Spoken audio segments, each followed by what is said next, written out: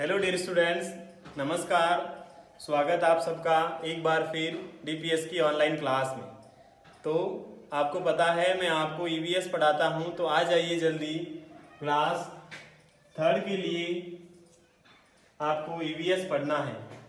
मैंने आपको पहले 3 क्लासें ली है, जिसमें फर्स्ट जो इंट्रोडक्शन क्लास थी उसमें मैंने आपको चैप्टर से इंट्रोड्यूस करवाया। फिर सेकेंड क्लास थी हमारी और थर्ड क्लास थी हमारी।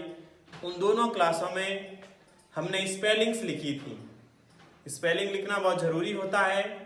मैं आपसे ऐसी उम्मीद रखता हूँ आपने स्पेलिंग लर्न भी की होगी, क्योंकि स्पेलिंग लर्न की हुई होगी तो आपके लिए पढ़ना, आपके लिए समझना इजी रहेगा। तो सबसे पहले तो हम चैप्टर फर्स्ट पढ़ रहे हैं और फर्स्ट का नाम है लिविंग थिंग्स। लिविंग थिंग्स यानी सजीव वस्तुएं।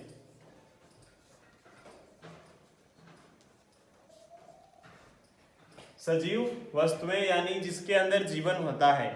अपनी बुक खोल करके बैठ जाइए, हाथ में पेंसिल लेकर के, क्योंकि साथ साथ में आपको भी ध्यान देना सर कहाँ पढ़ा रहे हैं। हमने ऊपर की लाइन देखो दोनों लिख ली थी और उसका ट्रांसलेट भी मैंने करवा दिया था। जो सबसे ऊपर 2 लाइंस है तो हम उससे नीचे देखना, आप जहां लिखा हुआ सबसे पहले ह्यूमन बींग्स लिखा हुआ है, वहां से हम शुरू करेंगे। तो क्या लिखा हुआ है? Human beings, animals, plants and trees are living things. सबसे पहले आपको बताया गया है कि लिविंग थिंग्स कौन सी होती है। तो कौन सी होती है? फर्स्ट नंबर ह्यूमन बींग्स यानी मानव जीवन, जिसमें आप और हम आते हैं, वह मानव जीवन। एंड देन सेकेंड पर लिखा हुआ है एनिमल्स यानी जानवर, जो कि आप देखते हो जानवर आपके घर पर रहते हैं ना, गाय भैंस वगैरह। उसके अलावा कुत्ते वगैरह, बिल्ली वगैरह, वो सारे जानवर होते हैं। तो यानी नंबर सेकेंड पर जानवर। फिर लिखा है प्लांट्स एंड ट्रीज। प्लांट्स का मीन्स तो पौधे और ट्रीज का मीन्स पेड़। पेड़ पौधे भी क्या होते हैं? लिविंग थिंग्स होते हैं। फिर आगे है all living things have some special features यानी सभी जीवित वस्तुओं की कुछ विशेष विशेषताएं होती है। प्रत्येक जीवित जीवों की कुछ विशेष विशेषताएं होती है। There are some similarities among different types of living things यानी कि कुछ समानताएं अलग अलग प्रकार के सजीव वस्तुओं के बीच होती है। कुछ समानताएं अलग अलग प्रकार की सजीव वस्तुओं के बीच में होती है। सम सिमिलरिटीज यानी समान होते। कैसे समान? जैसे एनिमल्स है, वो भी श्वास लेते हैं, वो भी खाना खाते हैं, हम भी खाना खाते हैं। तो ये समानता हो गई ना, ये सिमिलरिटी हो गई उसमें और हमारे में। वो भी पानी पीते हैं, हम भी पानी पीते हैं, ये भी समानता हो गई। वो भी चलते हैं, हम भी चलते हैं, ये समानता हो गई। इस प्रकार से कुछ समानताएं होती है अलग अलग लिविंग थिंग्स के अंदर। ठीक है, तो फिर अब आगे देखिए क्या लिखा हुआ है कि all living things need air to live यानी सभी जीवित वस्तुओं को जीवित रहने के लिए वायु की आवश्यकता होती है। एयर का मीन्स होता है वायु यानी हवा। अगर आपको पता है ना, अगर हम थोड़ी देर हमारा मुंह और नाक बंद कर देते हैं तो हमारे शरीर के अंदर हवा नहीं जाती है, और हवा नहीं जाती है तो हमारा दम घुटने लग जाता है। इस कारण से सभी में ऐसा ही है। कैसा? जैसा हमारे में है वैसा सभी जीवों में है। तो इस कारण से पहला मेन जो एक कारण है वो है सभी जीवित वस्तुओं को वायु की आवश्यकता होती है। तो लिखा हुआ देखो, एयर कंटेन्स मेनी गैस यानी वायु कई गैसों की बनी होती है। वायु में कई गैसें होती है, बहुत सारी गैसें होती है। Oxygen is one of them, oxygen उनमें से एक है। Oxygen is required to breathe for all living things यानी सभी जीवित वस्तुओं के लिए श्वास के लिए ऑक्सीजन की आवश्यकता होती है या ऑक्सीजन की जरूरत होती है।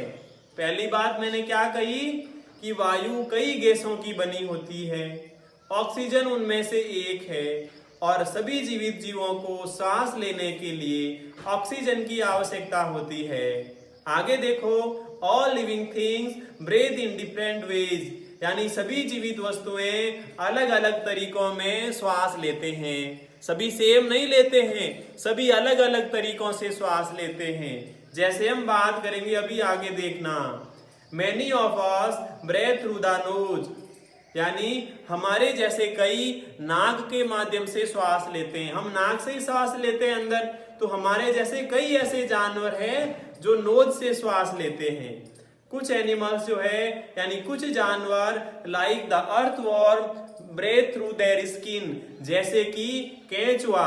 देखो फिगर दे रखी है, सबसे पहले एक आदमी ऐसे खड़ा है पार्क में जो तो नाक से श्वास लेता है। फिर आगे वाली फिगर में अर्थवॉर्म है, यानी केंचुआ है, जो कि ऐसे जमीन पर चलता हुआ दिखाई देता है, जो कि अपनी स्किन होती है ना, ये चमड़ी, वो अपनी चमड़ी से श्वास लेता है। फिर देखो, some aquatic animal like fish, tadpole etcetera breathe through their gills. फिर देखो थर्ड फिगर पर मछली बनी हुई है। आपको भी पता है कि मछली जल में रहती है, मछली जल में रहती है ना, मछली जल में रहती है, जीवन उसका पानी है, हाथ लगाओ डर जाएगी, बाहर निकालो मर जाएगी। तो आपको पता मछली जल में रहती है। तो मछली जल में रहती है तो वो श्वास कैसे लेती है? वो श्वास लेती है और वो उसके कौन से अंग होते हैं? GILLS, gills. और गिल्स का मीन्स होता है, मैंने स्पेलिंग आपको लिखवाई है, मैं उम्मीद करता हूं आपको पता होगा। गिल्स का मीन्स होता है गलफड़े, यानी गलफड़ों से श्वास लेती है। एक तो मछली लेती है और एक टेडपोल यानी मेंढक का बच्चा उससे श्वास लेता है। They use the oxygen. अब बात आती है कि सर ऑक्सीजन तो हवा में होती है और पानी में ऑक्सीजन कहां से आएगी? तो देखो लिखा हुआ है, दे यूज द ऑक्सीजन, वे ऑक्सीजन का उपयोग करते हैं, which is dissolved in water, यानी जो पानी में घुली हुई होती है। हम पानी पीते हैं ना, ये पानी हम पीते हैं, इस पानी में क्या होता है? ऑक्सीजन घुली हुई होती है। इस कारण से वो जो पानी में घुली हुई ऑक्सीजन होती है, उस ऑक्सीजन से श्वास लेती है। फिर लिखाओ, फिर देखो नंबर 4 फिगर है जिसमें एक पौधा दे रखा है और पौधे में एक सर्कल बनाया हुआ है, गोला किया हुआ है और गोले के बाद में ऐसे तीर लगाई हुई है और आपको फिर एक ऐसा छेद जैसा स्ट्रक्चर दिखाई देता है, यानी ऐसे ऐसे छोटे छोटे छेद होते हैं पौधे की पत्तियों में, जिससे पौधे श्वास लेते हैं। फिर लिखा हुआ टाइम टू थिंक, यानी सोचने का समय।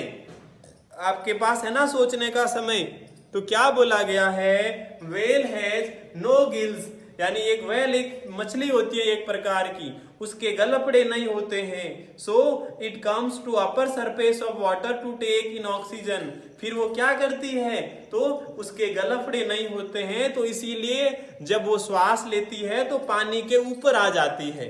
कहाँ आ जाती है? पानी के ऊपर आ जाती है। पानी के ऊपर आएगी तो उसको हवा आएगी और हवा में आपको पता है ऑक्सीजन रहती है, ठीक है ना, तो वो वहां से श्वास लेती है। अब आगे आप एक पन्ना पलटिए और आगे देखो क्या लिखा हुआ है। आगे लिखा हुआ है प्लांट ऑल्सो ब्रेथ, यानी पौधे भी श्वास लेते हैं। तो सर आप कहोगे सर पौधे के तो नाक नहीं होता, तो वो कैसे श्वास लेते हैं? तो वो कैसे श्वास लेते हैं? वो देखो बेटा, श्वास लेते हैं, उनकी पत्तियां होती है ना, पौधे की पत्तियां होती है और उस पत्तियों पर क्या होता है? छोटे छोटे छेद होते हैं जो आपको आंखों से नहीं दिखते हैं, नहीं दिखते हैं ना आपको। तो उस पत्तियों पर छोटे छोटे छेद होते हैं और उन छेद से गैस अंदर चली जाती है। तो इस कारण से वो ऑक्सीजन कहाँ से लेंगे? पौधे की पत्तियों पर छेद होते हैं, उन छेदों से श्वास लेते हैं। समझ आया ना?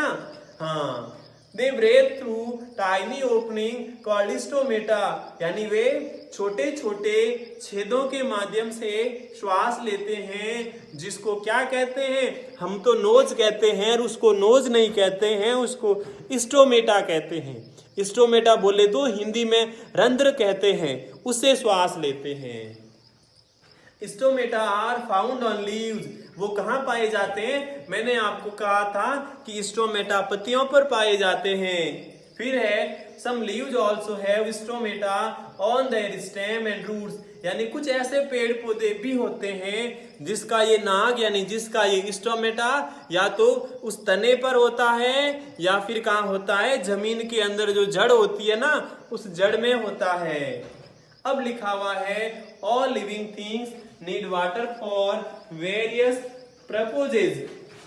All living things needs various water purposes, यानी सभी जीवित वस्तुओं को कई कार्यों के लिए जल की आवश्यकता होती है, पानी की आवश्यकता होती है। आपको पता है हम पानी बिना नहीं रह सकते, खाना खाए बिना रह सकते हैं लेकिन पानी पिए बिना नहीं रह सकते हैं। जानवर भी पानी पिए बिना नहीं रह सकते और पेड़ पौधे भी पानी पिए बिना नहीं रह सकते हैं। तो all living things need water for various purposes, यानी सभी जीवित वस्तुओं को अलग अलग कार्यों के लिए पानी की आवश्यकता होती है।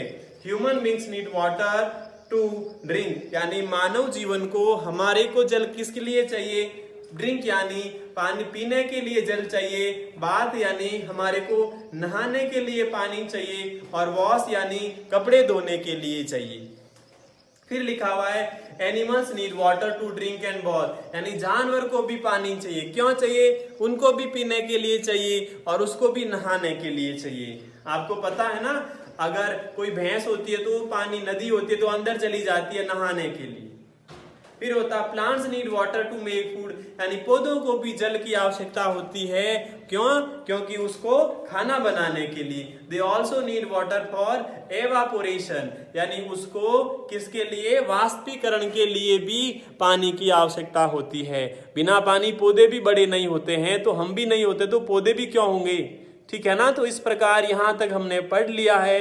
अब आपको होमवर्क करना है। होमवर्क क्या करना है, नीचे जो फिल इन द ब्लैंक्स दे रखी है वो होमवर्क में करना है।